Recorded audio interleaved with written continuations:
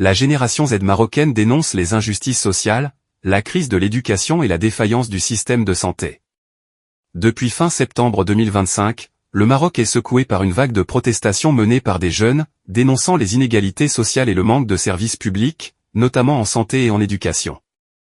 Ce mouvement, inédit depuis la révolte du Rif en 2016 à 2017, a été déclenché par la mort tragique de 8 femmes à l'hôpital d'Agadir, révélant les failles du système de santé. La contestation s'est organisée rapidement via le réseau Discord, sous le nom Gen Z 212, génération née entre 1997 et 2012 et en référence à l'indicatif téléphonique du Maroc. Inspirée par des soulèvements similaires en Asie et à Madagascar, cette jeunesse connectée revendique dignité, justice sociale et rupture avec les anciennes pratiques politiques.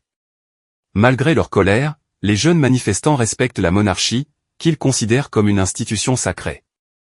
Ils exigent cependant la démission du Premier ministre Aziz Akanouche, perçu comme le symbole d'une élite privilégiée. Le gouvernement, absorbé par des projets prestigieux, liés à la Coupe d'Afrique des Nations, et à la Coupe du Monde 2030, semble dépassé par l'ampleur du mouvement.